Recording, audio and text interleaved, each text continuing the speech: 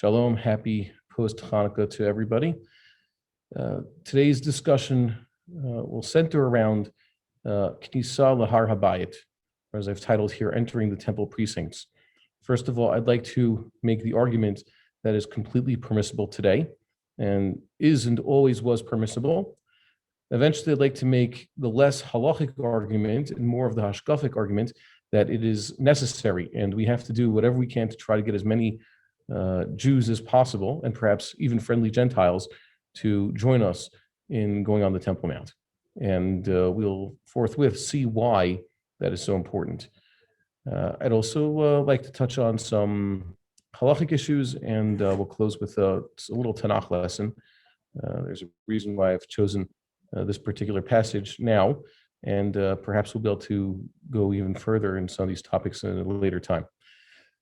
The first issue was we had two questions sent in by Facebook. One was, is it even permissible to enter the Temple Mount? And the answer is yes, which we'll see.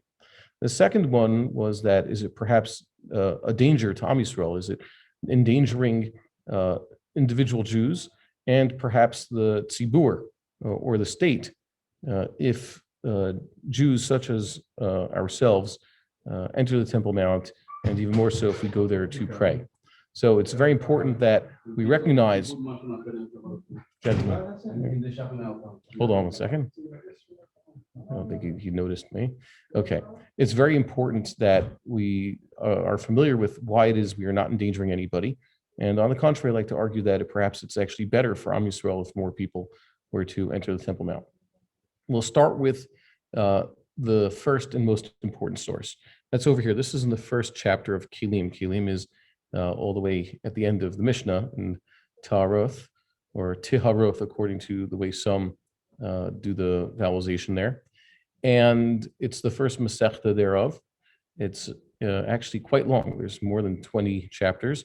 And the Tosefta thereof is divided into three bavas. So when you look for a source in the Tosefta of Kelim, it'll tell you Kelim, Bava Kama, and then it'll give you the chapter and the Mishnah number. And don't get confused. It's not that the printer didn't know if he's talking about tractate Kelim or tractate Bava Kama. He means that it's the Bava Kama, the first gate or the first third of Kelim. And there we read that concerning Jerusalem. This was introduced. We've seen this Mishnah before, the Eser Kiddushoth, the 10 levels of holiness that exist in the land of Israel. And it starts with what's the inherent holiness of Israel, the land. And there, the Mishnah describes how certain commandments can only be performed in the land of Israel, specifically the commandments to bring the Omer and the other such items to the temple. The land of Israel has that holiness. And then it describes how certain cities are holier than the rest of the land, and we keep moving up until we get to the Holy of Holies. So in the middle of the list, we find that within the walls of Jerusalem, that is the sanctified walls of Jerusalem, they are holier than the rest of the cities. Why? Because that's where we eat the most, the least holy sacrifices. Kodashim, Kodshei Kodshim, which is the more holy sacrifices, are only eaten within the courtyard of the temple by the Kohanim. The Kodshei Kalim are the ones that everybody can eat. For example, Korban Pesach, which we are very excited about, and Maaser Sheni. And then it says Har Habayit is even holier, because it's even holier than the rest of the city of Jerusalem. That is, She'ein Zavim Uzavot Nidot V'Yaldot Nichnasim L'Sham. And it's holy because people who have these discharges, a zav is a very specific halachic category, as is a zava. Thank God most people don't experience these things, but they're much more impure. Let's say a zava is more impure, so to speak, than a regular menstruate woman, and a zav is more impure than a regular man who's experienced a normal seminal emission, and they even have to have a special purification ritual and have to bring attendant sacrifices in order to completely purify themselves. And the Yoladoth is a woman who has given birth, and God forbid, even a stillborn. Now, this is something that perhaps we should have a shir on later. I was already thinking about it. We should actually know what the difference is between tumath leda and tumath nida. Both are practical. Both happen all the time, and they're actually technically different things. here nowadays we basically equate them. We say a woman who's given birth or even started labor already, so she already has the impurity of a woman who's giving birth. For the husband, it's all the same, but there are actual nafkaminas, there are practical ramifications that are different. So those types of people cannot go into Har Bayith.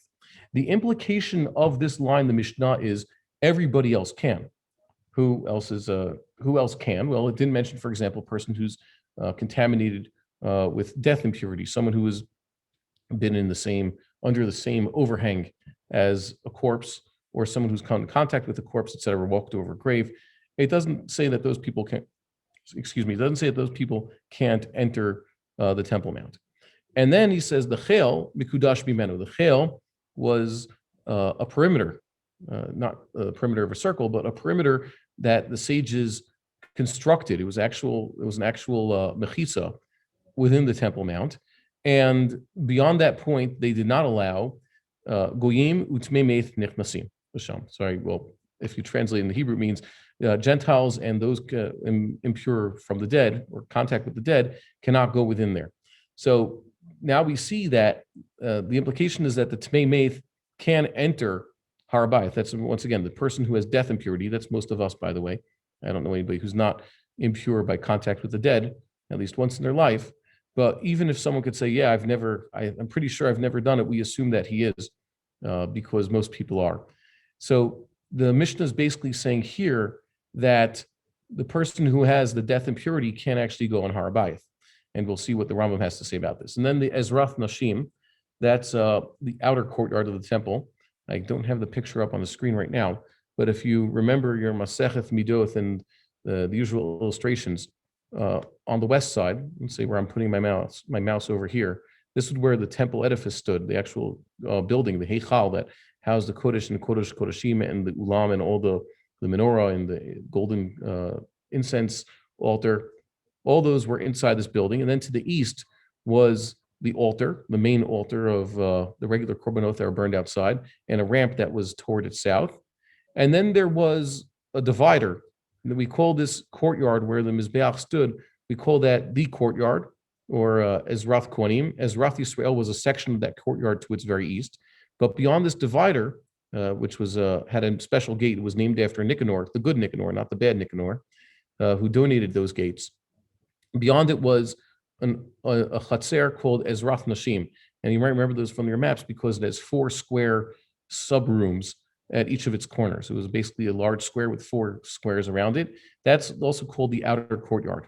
So he says that has another level of holiness because a Teful Yom can't go in there, but they wouldn't be punished with having to bring a chatath,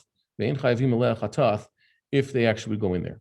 So this is what the Rambam is now going to address in his commentary here. I took this commentary from Wikitext. I would prefer in all cases to use Rav Kapach's translation. Instead, I use the classical translation here because that's what's available in this medium. But I did make notes of things that Rav Kapach changed or added. So for example, you see here, he uses the word ma'aloth. I put it in brackets over here.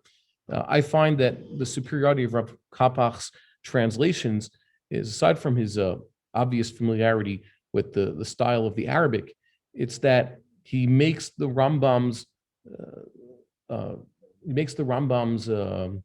formulation match that of the Rambam's formulation within the Mishnah Torah. The Mishnah Torah was written completely, like the Rav likes to say, in a Mishnaic style of Hebrew that's very close to modern Hebrew, by the way, very accessible. It's timeless.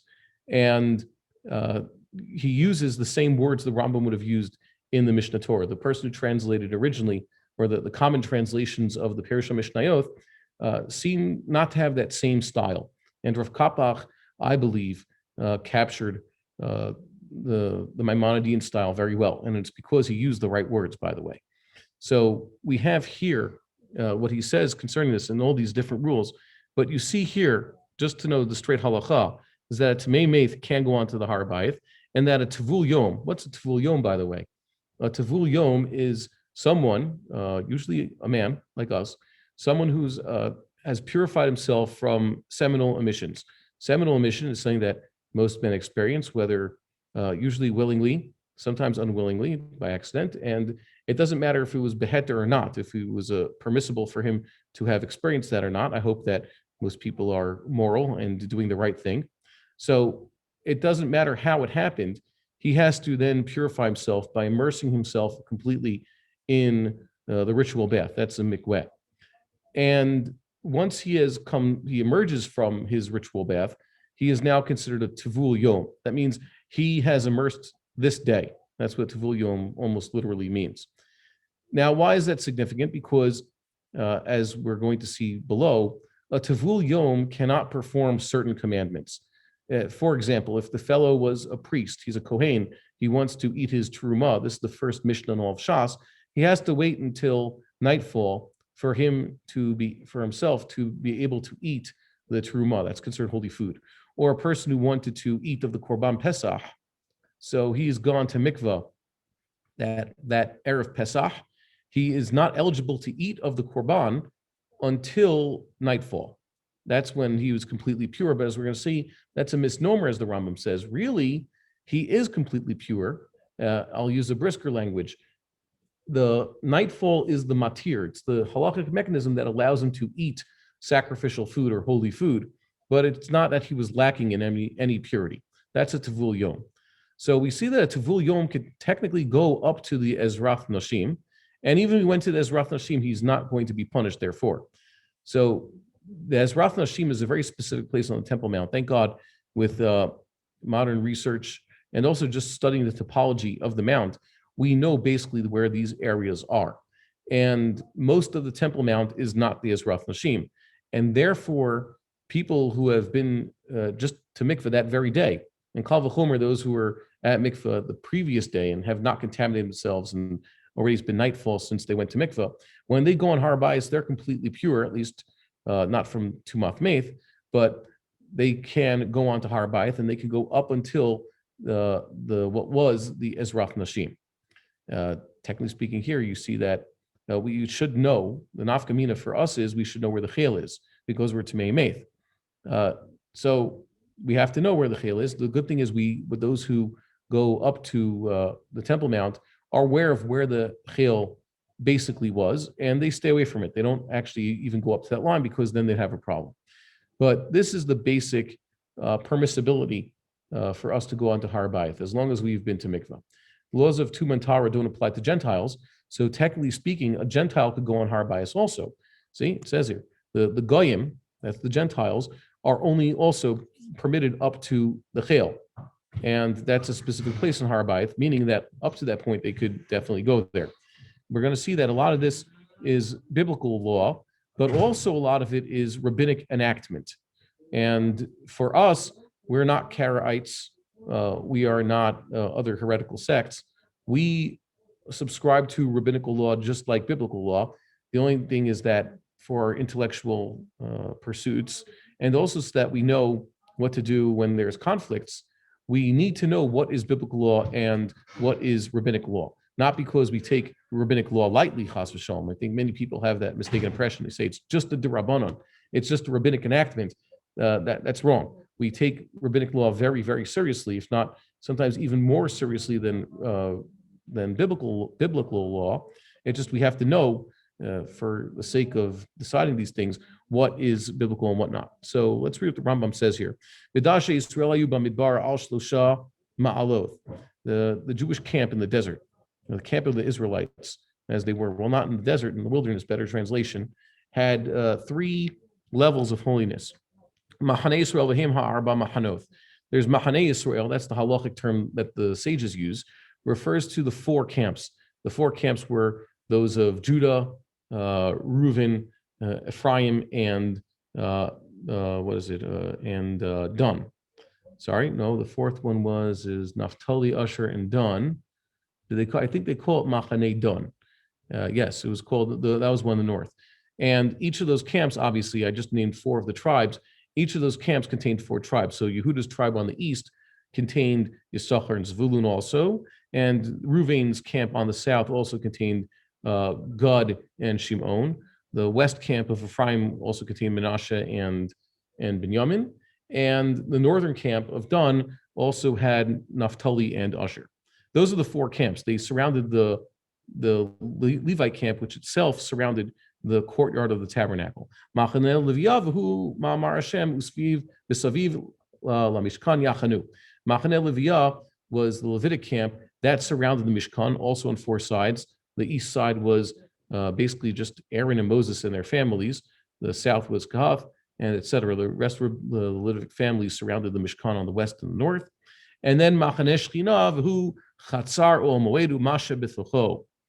The Machaneh Shechina was the courtyard of the tabernacle. If I'm not mistaken, I think it was 50 by 100 amoth. That's it. It was defined by curtains held up by these structures, and there was an entrance on the east side, which also just had a plain screen. There wasn't there like a gate or anything like that. And this concept actually exists almost forever. There was a point earlier in his parish in Chagiga that we saw, in Zvachim, where the Rambam said that these camps did not exist in the time from when the Israelites crossed the Jordan River and set up the Mishkan in Gilgal until they had completed the conquest of the land and the division of the land 14 years later when they moved the Mishkan to Shiloh. At which point the camps started to exist again, but the camps did not exist then.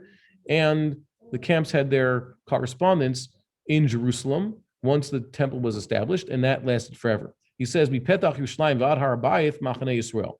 From the gate of Jerusalem, that is any of the gates actually, anywhere in Jerusalem until the Temple Mount, that was the equivalent to Machaneh Yisrael in the desert.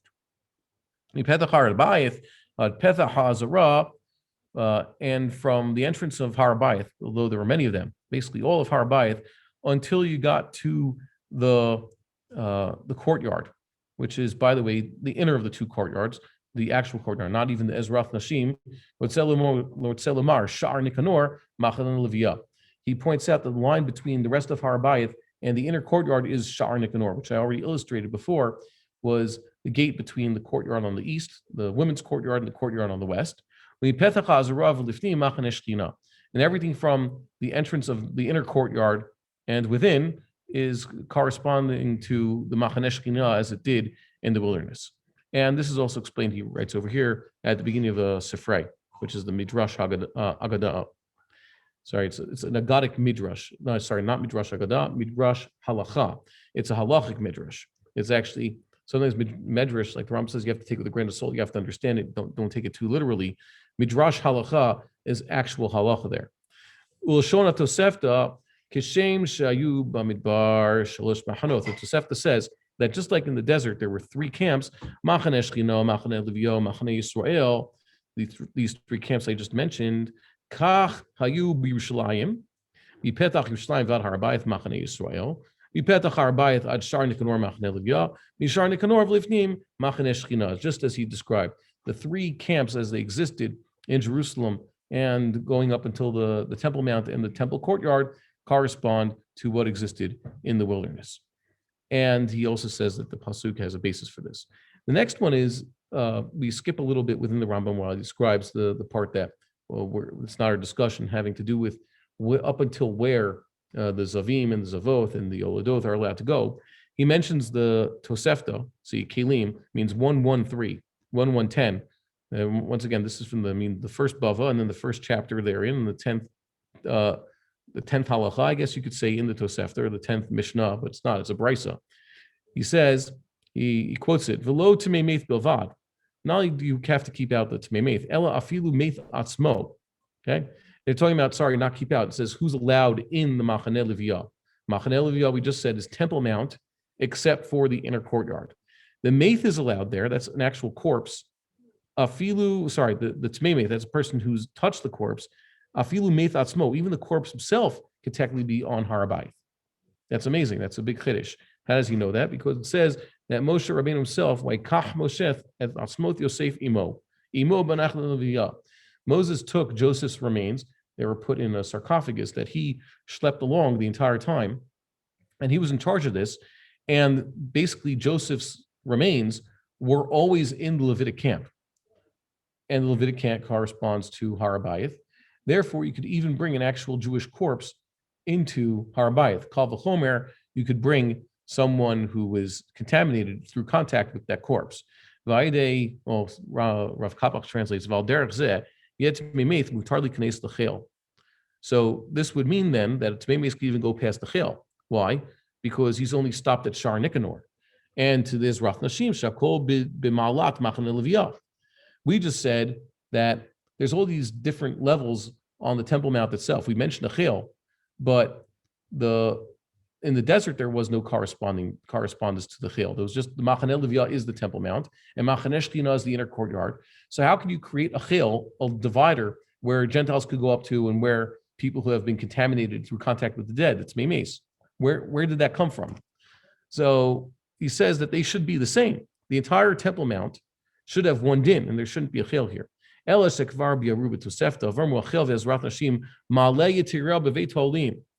The concept that certain people aren't allowed beyond this chel, and also within the women's courtyard, the outer courtyard, the eastern courtyard, that is a special, I wouldn't say dispensation, but he says it's an extra ma'alah that they actually made in the eternal temple, Beit Olamim. That's the temple. Once it was chosen as the place of the temple, unlike previous tabernacles and places where the tabernacle was stationed, it never lost its sanctity. And that's refers back to that series of shurim we did earlier. So because this is just a rabbinic enactment, this whole chil, and also the special level given to the Ezrat Nashim, we can't punish them for doing this. And they even said, so wait a minute, I just told you there's two special areas. There's two new gradations on the Temple Mount itself, the chil, and even beyond the chil, there's the Ezrat Nashim. We said that the Tvul Yom can go up until a certain point, even beyond the chil. I would have said that, okay, if you create a chil, so it's made and the goyim and the Tvul Yom should stop at the chil, but the Tvul Yom could go a little bit past them. He could go up to the Ezrat Nashim, assuming he's not a Tmei Meith also. We are Tmei Meith, so we don't have this fine distinction here. But assuming we could somehow remove our Tumath Meith, which we should, by the way, there should be a red heifer's properly processed ashes. That'd be a good thing to have. It's almost necessary. That way we could eat every korban besides for the korban Pesach. That's also another shir. He says that they didn't make the Tvul Yom limited to the chil, just like they said a Tmei Meis is not allowed there, because Tvul Yom kfar nitar. He's actually technically pure. And the whole thing, this thing that we call him a Tvul Yom is just basically, like I said before, we have to keep him, he's not allowed to eat his sacrificial food or truma yet. B'ashlishi v'Tvul Yom amru, in the third chapter of this Masechta, they said, v'chachamim omrim, he's quoting now, the sages say, Ein Tvul Yom tamei, okay? He's not really tamei. V'chaknu, he's, hirchikanu, I think that should be, or hirchikenu, you have to see the exact translation of this word. It means they kept him away, or we kept him away, me'ezrat nashim, from the women's courtyard. Tvul Yom v'lo narchik mechusar kupurim, lefi she'tvul Yom asur b'truma, mechusar kipurim utor b'truma k'moshe kadam. He's not a mechusar kipurim. That's also another status. There's quite a few people that, in order to eat of their sacrificial food, they have to bring a particular sacrifice. First, they have to bring the sacrifice, and now they can go eat. For example, we say the mitzvah or the ger who's converted. Both of them have to bring certain sacrifice in order to fully purify themselves, and they wouldn't be able to eat of, for example, the Korban Pesach, the night of Passover, until they have their sacrifices offered to them. Or let's say the Yoledeth also, she has to make sure that her sacrifice is offered before she can eat it. The point notwithstanding, the Tvul Yom is limited on the Temple Mount by rabbinic enactment, but it is certain that there are places where he can walk, and that's good enough for us now. And here we go, and there we have the first page of the Talmud here. This is taken straight from Masechet Brachot, page 2, at the crossover between the first page and the second page. And it's basically describing what is the Tvul Yom even waiting for. And it's good to review this, even though many of us who've done Daf Yomi at least have done the first Daf, so we're familiar with this Gemara a little bit. The Gemara asks, Mikdi, Kohanim emath ka'achle truma. Let's see now. When did the Kohanim eat their truma? Mishat Seita Kolchavim, when the stars come out. Litni Mishat Seita Kolchavim. So why did the Mishnah just say Seita Kolchavim? The Mishnah says, when do you read Shema at night? When the Kohanim start to eat their truma. We eventually know that you say Shema when the stars come out, but it didn't just say it expressly. Why not just say so? So the Gemara answers, Milta agav urche. It's trying to tell something by way of. It's the sages do that. They want you to know two things. They don't just want to tell you the answer. They're actually going to let you also in on another secret. Kamash Malon. This is what trying to teach us. Kohanim emathka achli b'truma. When did the Kohanim eat of their truma? Mishad seifel kolchvim, when the stars come out. Kamash Malon de kapara lo ma'akfa. It also comes to teach us that kapara is not ma'akev. It doesn't hold anything back. The fact that they haven't gotten the kapara yet. How we know that? Kedatanya. It says in the Brisa, they quote this passage from Vayikra, Uva shemesh with the hair. It says that the sun shall set, and it or him or he shall be purified. V'taher is ambiguous in Hebrew. The antecedent can be it or him. So it says, Biat shimsho me'akavto mile'echol. The fact that the sun hasn't set, that's what stops him from eating his truma. V'en kaparato me'akavato mile'echol truma. But his atonement, whatever atonement he had to achieve, perhaps bring a korban, etc., that does not stop him from eating truma. He could bring his korban sometime else, but as long as he's gone to mikveh the previous day and now the day is over, he can eat of his truma. Okay. V'hai taher tar yoma. How do you know that when the pasuk says va shemesh, it's talking about biat shemesh, would be sunset, and v'taher is taher yoma? It's referring to the day being purified. It means the night sky is clear of sunlight, what you and I call nightfall when the stars come out. Dilma biat orohu. Okay, maybe it's talking about ba shemesh means the light goes fully out. It's meaning nightfall, not just sundown. Umay v'taher taher gavra. And when it says v'taher, it means that the man is purified. The man is purified by, let's say, just the sun going down. It says Amar Rabba bar Rav Shilo im kain le'makra v'yitar. And he shall be purified. It should say that in the future tense. My witaher, well, it means it shall be purified. It's a vava ipuch there, but it's a funny language because it might be even it might not be vava ipuch because vitaher technically is a present tense, and present tense doesn't have vava ipuch. So they're saying it's not referring to the man. Tahar yoma means the day has been purified. Kedarminchi Rav Shimsha ve'ad ki yoma. People say the sun has set, and now the day has become pure. The night sky has become pure of light. This shorish dalit kaf over here is equivalent to the shorish for pure in Hebrew. So it means that a Kohen becomes pure with the stars coming out. That's the final psak, which is sometime after the sun sets. Over here we have the basis, by the way, for this idea of new courtyard, new rules. What the Rambam describes here in his explaining the idea of the chil and the Ezrach Nashim having different levels of holiness that has no correspondence classically in the situation that was in the wilderness is based on this from this pasuk from Divrei Yomim Chronicles, which is unfortunately we're going to get to more on this a little bit later. There is no cycle, not through Machon Shilo's triennial cycle or the common practice of reading through the Torah once a year in various sections of the Nevi'im as Haftarot. We never get around to reading Divrei Yomim in public. It's not one of the five Megillas. People are familiar with Shaharith. Now they've added in the prayers a section also which is relevant to what we're going to see today. But that's about it. And it's a prayer that's basically reflects. It's parallel to two of the more classic Psalms. So most people don't get to study this. It says, "Why Amodio Shafat?" He was the one to David, Solomon, Rechavam, Avia, Asa, Yoshua. He must be the sixth king of the Davidic line, and it says that he and in the Kahal of Yehuda and Yerushalayim were in Beveit Hashem. That's God's house. Lifnei Chatzer Chadashah, in front of the new courtyard. What's the new courtyard? Pshat is that it had been some 100 years, even more so, since the construction of the temple. So they probably did some renovations. They created a new courtyard for the temple. And the Gemara in Pesachim actually has something to say here. It says, Rabbi Yochanan, Dvar Torah, Filu Asay Einbo. There's no mitzvahs asay to even stay away from this place. It says in the pasuk, Vayamod Yoshafat Bikal Yehuda Yerushalayim. The same pasuk we just saw. Lifnei Chatzar Beveis Hashem Lifnei Chatzer Chadasha. My Chatzer Chadasha. What's this new courtyard? Shechidshu bo davar. They instituted something new. V'amru tvul lo yom lo yikanes b'machane liviyah. A tvul yom until this point could go in the entire machane liviyah, which is the entire Temple Mount.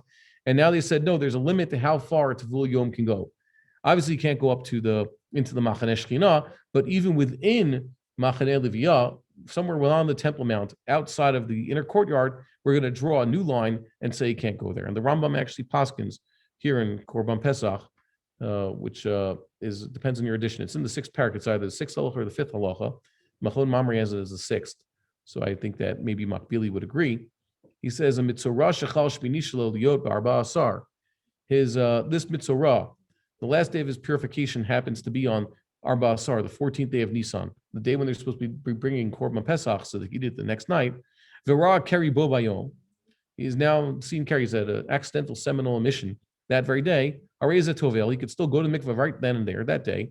V'nichnaser not nashim mavi korbanotov. He could actually go into the outer courtyard in order to bring his sacrifices. In this case, the sacrifices that achieve purification for him. We mentioned he's a mechusar kippurim, so in order to purify himself and be able to eat of the Korban Pesach, which is an obligation, he has other sacrifices to bring. Even though we just said a tvul yom is not allowed in that outer courtyard, the women's courtyard of the temple, the eastern one, because the prohibition of entering there is of their it's of the sages. They created it. It's a rabbinic prohibition. As we said earlier in the laws of entering the temple, v'yom zeh hu yom akravata pesach b'moado. And this is the day that the Pesach has to be brought in its right time. It's only one time to bring the Korban Pesach, and that's the afternoon of the 14th of Nisan. Yavo asay sheish bo karet. That's the asay Rabbi Yochanan was talking about. The asay of having to bring Korban Pesach, which is, if he doesn't do it, he would be punished with excision. And this pushes off the isser that's the prohibition that the sages enacted, that the Tvul Yom not go into the Ezraf Nashim. So this is very important. Basically, what they're saying is the Rambam is explaining what this passage in Psachim is telling us, that when it says here in Chronicles that there was a new courtyard, it means, according to this passage in the Talmud, it means that they created a rule. They said from now on, even a Tevul Yom cannot come into this outer courtyard of the temple. They used to be allowed, and there's an exception apparently, and that's this Mitzorah, who we just described here in Korban Pesach. So there you go. In conclusion, but not conclusion of the shir, in conclusion of this halachic section, we must say very clearly, like Rabbi Moshe Feinstein wrote to his son-in-law, Rabbi Moshe Tendler, who just passed away a few months ago. There is certainly places on the Temple Mount where ordinary Jews like us, who unfortunately are prevented from bringing sacrifice, and if there are Kohanim and Levim among us, those who would want to minister in the temple, there are certain places where we can certainly enter, where it's good for us to go there to pray, and there's nothing stopping us from halachic considerations. Every other consideration, like Rav Tendler said, is a political consideration. So in answer to this question, are we endangering ourselves by going on the Temple Mount? I do not believe ever that any Jew who tries to keep any commandment and is following halacha exactly as described by our sages and our poskim can have any harm befall him, unless he's jumping in front of a truck, which is inherently harmful and things like that. God's not going to make a miracle. But if you just go and try to perform your commandments, it's not going to bring danger. Oh, won't it antagonize the Gentiles? I don't know. I do see, thank God, that we're able to make a certain type of peace with large parts of the Arab world because they realize it's better for them. And that's a good type of peace that's actually permissible, because we don't give them any of our land. We don't give up any of our rights to our own way to worship God. It's an economic decision. It's the Solomonic ideal. Solomon also had treaties with foreign kings and based on commerce and other things, and they actually respected him. It's a good thing. And I don't think the anti-Semites today and yesteryear needed any excuse to want to harm us, like Rav Kahana's letter to the world. We've been upsetting the world a lot lately, but then again, the world was very upset at us before there was a state of Israel, before there was the occupation, before there was anything. They did not need any excuse to want to massacre us. 2,000 years of European history is a very good example of that. So it doesn't matter what we do; they're still going to hate us, and we should not, let's say, settle the land of Israel. We should not avoid settling the land of Israel or trying to keep the Torah and the mitzvot just because people think that now the Gentiles are going to get upset at us. That's just inherent nonsense. It's also historically illiterate or completely unaware thereof. Now, this is an important one. I have to thank the anonymous blogger of HaYehudi. I don't know who he is. It might be one of you guys, for all I know, for sending me the Rabbi Brand's writings on this. Rabbi Yitzchak Brand, the Brisi Yitzchak, is also a strong advocate of ascending the Temple Mount. He's told me personally, of course, you have to go. He's as Haredi as they come. And you can see his recent videos on YouTube with Rabbi Weber. He goes there often. He encourages everybody to go because he also realizes that the political decision to avoid going to the Temple Mount is actually backfiring. And by the way, even if we subscribe, we do believe, like Rav Schechter says, the halachic authority of the Rabbanut would have halachic authority if it would stick to halacha. But in this case, it's obvious that the decision to officially sign off on no Jews entering the Temple Mount is a political decision and has nothing to do with halacha. And we're not bound by anybody's politics. Adrabah, when you mix politics and halacha, it's a terrible shotness. It's a kilayim, forbidden mixture. And also, you should watch out for anybody whose halachic decisions are also biased by politics. Of course, open politically decisions are not halachic decisions, and halachic decisions informed by politics are majorly suspect. So the Temple Mount is the temple. I have to thank, like I said, that anonymous blogger for giving me Rav Brand's sources. When I say Temple Mount, it's only because that's what we say nowadays. Har HaBayit is a halachic category, as we saw. The Rambam mentions it, the Mishnah mentions it. But for our intents and purposes, we also have to know that the term mikdash, more often than not, applies to the entire temple. That is, a whole body of laws that apply to the temple and that apply today because the Temple Mount is the temple. We're going to see some examples. The Rambam equates the two. So that's why I tell people, by the way, come and join us on our pilgrimage to the temple. I just don't say Temple Mount because Temple Mount makes it seem like this is something that is not the temple. Temple is somewhere within the Temple Mount. It's like saying Jerusalem is a city within the land of Israel, which is true. Not all of the land of Israel is Jerusalem, but I'm trying to make the claim that both in Shas, that's in the Talmud, in the Mishnah, and certainly in the writings of the Rambam, the Temple Mount is the temple, with a big, mathematical equivalency, use an equal sign there. Okay, so the first one is, of course, this verse right here in Chronicles. It says they stood in Beis Hashem. See, that's a reference to the temple. Lefnei Chatzer Chadasha, in front of the new Chatzer, which means that they were either in that new Chatzer. That's one way of interpreting this, but the more clear interpretation is before the new Chatzer. That means just outside of it. And by definition, outside of this outer courtyard, which is definitely not the inner courtyard, is what you and I call Har HaBayit. Remember, it used to be God's house was the edifice, the Heichal, within the inner courtyard. And now the Pasuk is describing some place which is on Har HaBayit, and it's calling that in God's house, which is a synonym for the temple. So that verse very clearly says that they applied this term, house of the Lord, okay, our God's house, to the Temple Mount. The next is over here. The Rambam has the Hilchot Taniyot. People are studying Daf Yomi. I've seen this idea that when the rains don't come, or there's some other terrible situation, they institute fast days. And it says that there's a special battery of prayers that are said on those fast days when the large crowds gather, additional brachas and Shemon Esrei, etc. And the Rambam says here, this is in the fourth parak, once again, is either the 14th halacha or the 15th, depending if you have more accurate manuscript or not. It says, when they said this special order of prayers in Jerusalem, they used to gather on the Temple Mount opposite the eastern gate. That's the eastern edge of Har HaBayit. That's, by the way, where they pray nowadays. If you've been to Har HaBayit lately, thank God. There's multiple morning services and afternoon services on almost daily basis in Har HaBayit. That's the way it should be. There should be more prayers there. By the way, they keep these groups If we get 500 Jews at once, that would be an amazing thing. They intentionally make sure that the groups that go up are no more than 20 or 30 people. That way, it still makes us look like a bunch of nobodies or a bunch of loners. It's not true. They need to send more Jews. Every single Jew in the world, by the way, has an obligation on Passover to at least be in Jerusalem, at least the adult Jews, so they can eat of the Korban Pesach. All the males are obligated to show up on all the pilgrimages. This is a very important thing, and I think even on a daily basis, we need more people to come there. So it says they would gather in Shar Mizrach, and then it says they would pray according to the service, and it says here they would utter the blessings in a way that is different than they would elsewhere in the world. And that is, they say, instead of the bracha, they say, Baruch atah Hashem Elokim Elokeinu Elokei Yisrael min olam v'ad olam.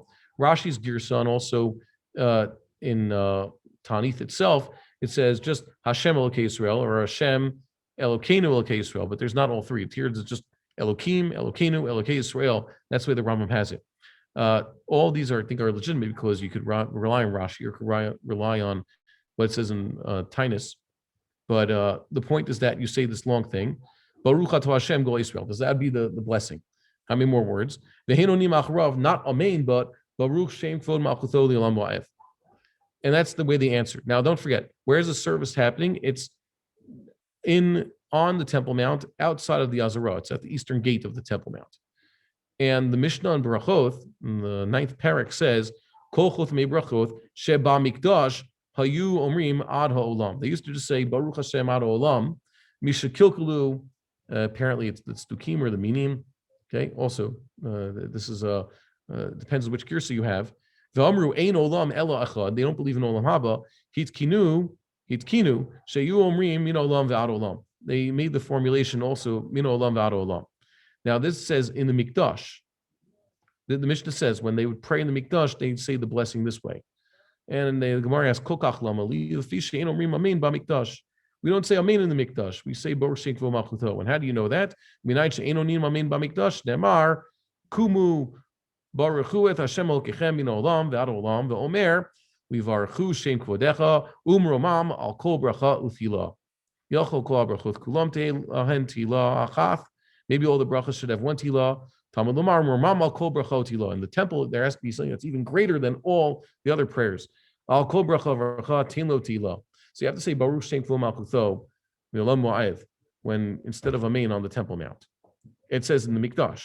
And by the way, the Rambam Paskins, one more time, the Mishnah says use these special formulations for the blessings and the response to the blessings in the Mikdash. And where does he say the Mikdash is? The Mishnah said do this in the Mikdash. The Gemara said do this in the Mikdash. The Rambam says where do you do this? At the eastern edge of the Temple Mount, which means that according to the Rambam, the eastern edge of the Temple Mount, which is certainly beyond the courtyards, is wait for it, the Mikdash. So that's the first, that's already the second proof we have. Third proof is in Hilchot Beit HaBechira, right at the beginning of the 6th parak, the Rambam says, HaMikdash kulo lo haya b'mishor. The entire temple was not one level, ela b'ma'aleh hahar. It actually was ascending a mountain. You could still see this today. You walk around the outer perimeter from the south of the Temple Mount, you're on one level, and then you go down a little bit to get to the eastern area where you said to get to the eastern gate. And you could actually see, you then turn west, looking at what's the Dome of the Rock. God willing, it should be removed soon. It's a good thing the King of Jordan put a nice golden dome on top. It's a lot of extra raw materials, God willing, could put to use tomorrow. So it says you can actually go up. He keeps, once he goes through that gate, he then starts walking. The entire chel is on one level. And then he goes up from the chel into the Ezrach Nashim. So there's always a few stairs between each different level of holiness. And the Rambam says the Mikdash Kulo. He describes this ascension that one makes from the eastern gate into the chel, and then from the chel into the Ezrach Nashim. He describes that as what? Over here, this is the prime word, the Mikdash. He calls it, these are Mikdash. These are different levels, physical levels in the Mikdash. Once again, the Rambam is calling Har HaBayit, the Temple Mount, from its entrance, the Mikdash. And the same thing a chapter later, he mentions the Mikdash is Charev Ba'avonotenu. That's the sorry state today. It's our fault, by the way. It's not the Wak's fault. It's not the Wak's fault. It's not the Christian's fault. It's our fault. Chayav adam b'mora'o kimoshe haya noheg bo b'vinyano.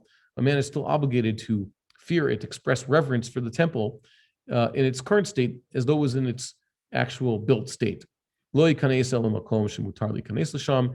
should only go into places where it's permissible to enter. One more time, the Rambam says the Mikdash is in a state of Korban. A person should only enter the parts of the temple with that are permissible to enter. So what's he saying there? He's saying that there are places in the Temple Mount you can enter, and there's some places you're not. So only go into where you're allowed to go. V'lo yeshev ba'azara, you should not sin the azara, etc. And he says, just like you're supposed to guard the temple forever, you're also supposed to revere the temple.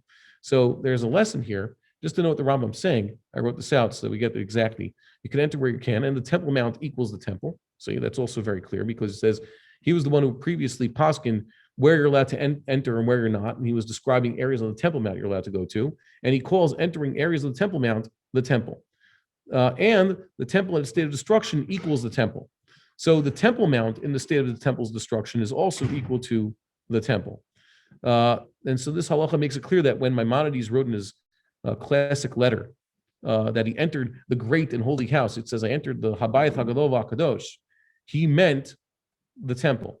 There were those deniers say that he meant just some big shul that was in Yerushalayim. Why? They say that, of course, he would have entered the areas of the temple edifice stood. They think that temple was referring to the Heichal, the Kodesh and the Kodesh Kodashim and the Ulam. And why would he refer to something that was not there anyways? Okay, and the temple wasn't there. The temple wasn't standing. So when the Rambam says, I entered the Bayis HaGadol VaKadosh, it must be a building that was permissible to enter, was an actual building, and it was a building that was standing. Therefore, could not have been the temple or the Temple Mount. No, but we see here, the Rambam refers to the entire Temple Mount as the temple, and he refers to it in that state, even if it's just a complete ruin.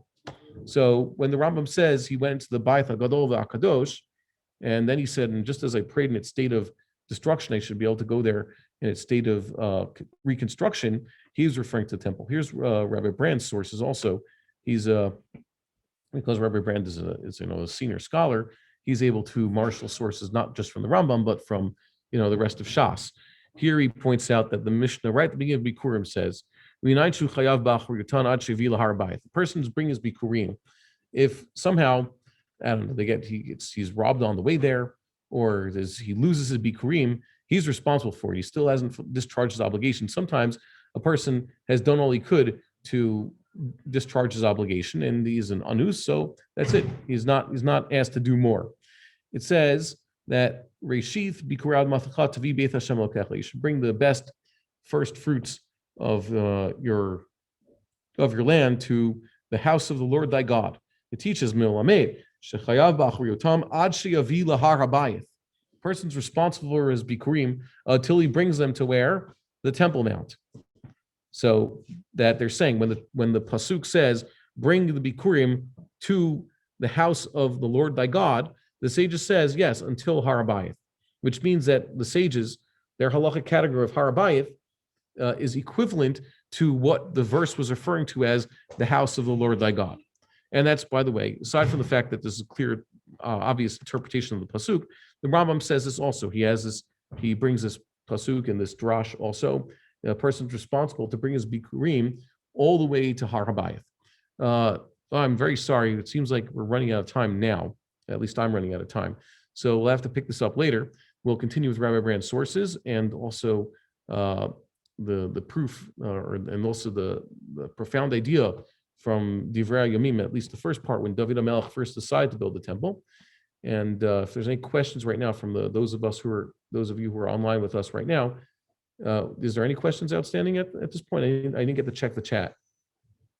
Anything? Grossman, there were a few questions. One of them was, what's an nafkamina whether Har Habayit is in the Mikdash or not? Okay, so one, we see there's commandments. I think it's very important that we not forget the temple. Many of us have this impression that it doesn't help to just go to Har Habayit anyways, even if we could go. Many of us don't understand how important the temple is how important it's supposed to be in our daily observance of the commandments. Many of us do not understand what the significance of praying on the Temple Mount is. The temple is ultimately the center of our prayers. And we have today a golden opportunity, and we will have more opportunities if we would just take advantage of the ones we have now. If we go and pray on Har HaBayit, we have to understand that we're actually praying in God's house. That's what we've been looking for this entire time. So and also there's nafkaminas halacha we haven't gotten to, that if the Temple Mount is the temple, it means that, for example, we saw nafkamina, you would pray as though you're in the temple. You use the formulations. When you say your Shemon Esrei, you don't say Baruch Atah Hashem Goel Yisrael or Gal Yisrael. You say Baruch Atah Hashem Elokim Elokei Yisrael Mino Olam Ve'ad Olam Baruch Atah Hashem Goel Yisrael. And people answer the bracha differently. The Birkat Kohanim is uttered differently. You're allowed to prostrate yourself on the entire Temple Mount. We have a halacha that you're not allowed to bow on cut stone. That's a prohibition. That prohibition applies outside of the temple. If you want to bow down straight on stone, you have to cover it with something. You have to, like Ram says, put down some straw or put on a mat or something. So this would mean that anywhere on the temple, which is by the Temple Mount, which basically has, it's paved with stones, you could technically prostrate yourself. You could bow down straight on your face, get on your knees, and do the whole thing that you're supposed to do. You do not need to put a mat down there. And that's another nafkamina. There's other nafkaminas, but the point is we don't want to relinquish any of this. We want to go to the Temple Mount and to pray. And we should know that when we are in the temple, we're standing on what they call the Temple Mount. We're actually standing in God's house. Other questions there? Someone also asked whether goyim have to do tefillah in order to enter the areas where they're permitted to enter. As far as I know, no. The Gentiles have no rules regarding Tumah and Tahara. There's no such thing for them. They just have to make sure to stay away from where they're, stay beyond the chil. I think they dug up, it's a archaeological coup that they found this tablet, which is still in, Latin or Greek. I think it was Latin. And it's very clear saying no Gentiles beyond this point. So, they're very clear about that. The sages, for whatever reason, wanted that to be the case. I think, according to halacha, imagine before the sages instituted this chel, how far could Gentiles go? I have to see. I think there's some controversy with that. But Gentiles have no laws of Tumah and Tahara.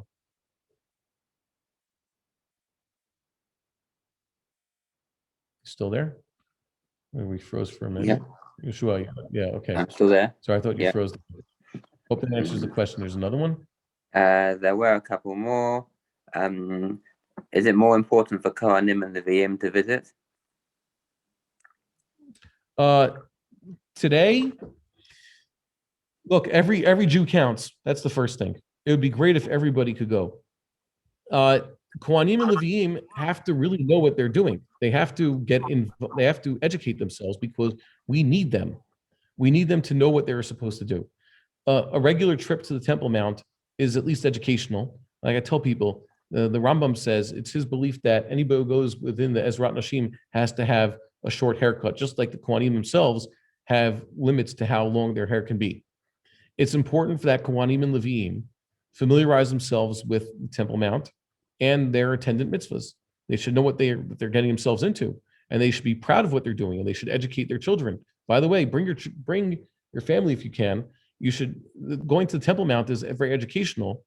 It's a good way to get introduced teenagers to the laws of Tumah and Tahara. As observant Jews, we're familiar with, we know how to keep Shabbos now, we know how to keep kosher, hopefully. But Tumah and Tahara is something that has not been practiced on a large scale for centuries, if not millennia. And now that we have the Temple Mount, we actually have to figure out what we're doing. We actually have to become familiar with the laws of Tumah and Tahara, what makes us tamei and how to remove it, how not to touch things. It's just the educational value is tantamount. Sorry, it's not tantamount. That's not the right word. The educational value is, I would say, supreme. You have to train yourself. You have to get there. You have to learn how to keep the halachot. So the Kohanim and Leviim definitely get yourselves over there, and perhaps even Kohanim should get themselves to the Machon Mikdash and try on some big day kuna, get themselves fitted. Another question? And there was also a question about B'nai, can we only invite B'nai Noach onto Har HaBayit? Really, we shouldn't have any Gentiles in the land of Israel, by the way. That's the halacha. Before we have, if there's no Shemitah and Yovel, so we're not allowed to have Gentiles living in the land of Israel, period. People forget about that. The only Gentiles who are allowed to live in the land of Israel are Geri Toshav, and we can only accept Geri Toshav when there's a Yovel. But visitors technically can come. So, yeah, you could technically do that, B'nai Noach. You're not supposed to have idolaters. A Gentile is either assumed to have, I think the Rav said this one, we assume a Gentile is an idolater and does all the most terrible things, except for certain Muslims. The Shulchan Aruch already says, we assume they're not idolaters, but they still do the other veras. A Ben Noach just means a good Gentile who knows what mitzvahs are incumbent and he tries to be the best he can be.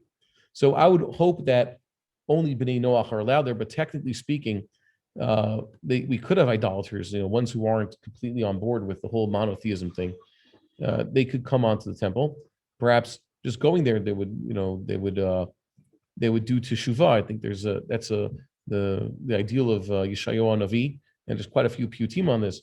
When the Messianic era is upon us, the Gentiles were going to give up their idolatry, and their hearts will return to God, to the true form of worship. So this is a stage along that way. If the Gentiles want to come see what the God of Israel's house looks like, and they want to come there out of reverence for our God, then that's a good thing. Even if right now they're idolaters, it should hopefully cause them to give up their idolatry. There another one there? Yeah, that's all so far. Thank you. Okay, good. So I'm very sorry we didn't finish everything, and we'll try to schedule next time.